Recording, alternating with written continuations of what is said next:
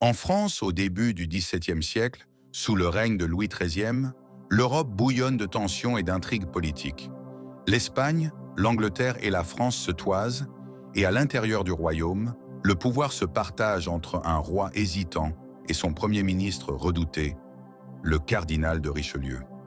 C'est dans cette atmosphère de complot et de duel que s'ouvre l'histoire d'un jeune Gascon fougueux, D'Artagnan, quittant sa province natale avec pour seule richesse un cheval misérable, quelques écus, une lettre de recommandation pour Monsieur de Tréville, capitaine des mousquetaires du roi, et surtout une audace sans limite. À peine arrivé à Paris, D'Artagnan se fait déjà remarquer. Malmené par des nobles moqueurs qui se rient de sa monture ridicule, il n'hésite pas à les provoquer.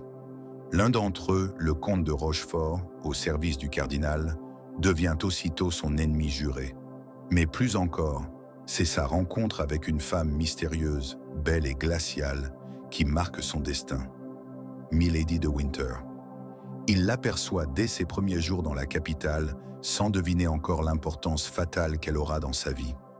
D'Artagnan se rend chez Monsieur de Tréville avec son impétuosité habituelle, mais son arrogance lui attire aussitôt des ennuis. En une seule journée, il se retrouve provoqué en duel par 3 mousquetaires, Athos, Porthos et Aramis.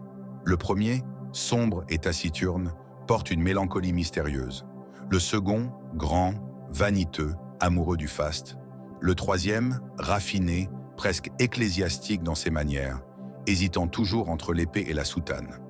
Pourtant, au moment où le duel s'apprête à commencer, des gardes du cardinal surgissent pour interdire le combat.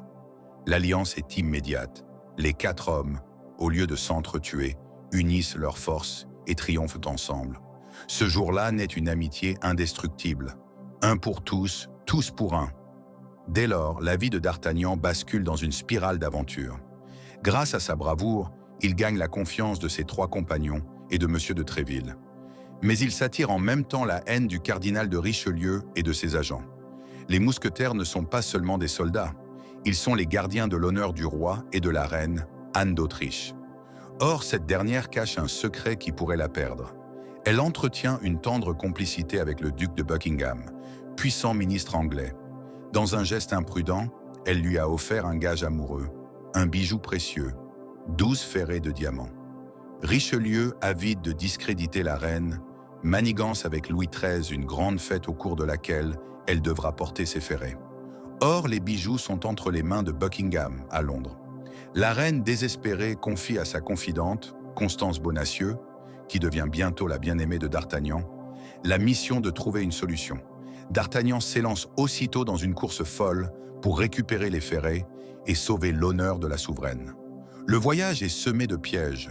Richelieu envoie ses hommes, Milady en tête, pour empêcher le Gascon d'atteindre l'Angleterre. Tour à tour, les compagnons de D'Artagnan se sacrifient pour lui permettre d'avancer. Porthos reste dans une auberge à cause d'une blessure. Aramis se fait arrêter. Athos tient tête à ses poursuivants.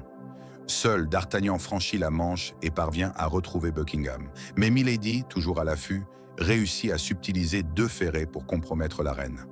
Heureusement, le duc fait reproduire les bijoux à temps. Lorsque vient la fête, Anne d'Autriche paraît rayonnante, portant ses ferrets intacts.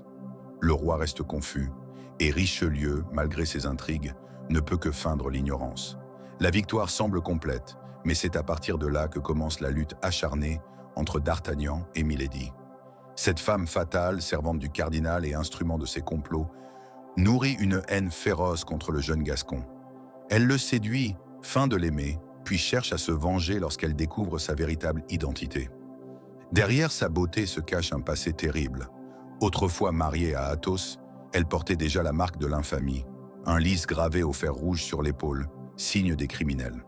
Athos, découvrant sa trahison, l'avait jadis abandonnée à la mort, mais elle avait survécu. Leur confrontation à nouveau est un choc violent, réveillant des blessures anciennes. Constance Bonacieux, la douce amante de D'Artagnan, devient alors la cible de Milady. Enlevée, enfermée dans un couvent, elle est finalement empoisonnée par cet ennemi implacable. La douleur de D'Artagnan est immense. Sa quête chevaleresque se double désormais d'un désir de vengeance. Aux côtés d'Athos, Porthos et Aramis, il organise le jugement secret de Milady. Celle-ci, accusée de trahison, de meurtre et de multiples crimes, est condamné. Athos lui révèle sa véritable identité et prononce la sentence. Les bourreaux, mandatés par la justice secrète, l'exécutent. Parallèlement, la guerre éclate. Richelieu lance la France dans le siège de La Rochelle, bastion protestant soutenu par l'Angleterre et par Buckingham. Les mousquetaires se battent avec bravoure, multipliant les exploits. D'Artagnan, grâce à son courage, gagne enfin l'estime du roi et l'admiration du cardinal lui-même. Ironie du sort, Richelieu, au lieu de le punir, choisit de l'intégrer à ses services.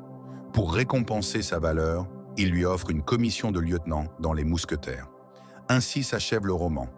D'Artagnan, parti de Gascogne pauvre et inconnu, s'élève au rang de héros, sans cesser de porter en lui la douleur de Constance et les cicatrices de ses luttes.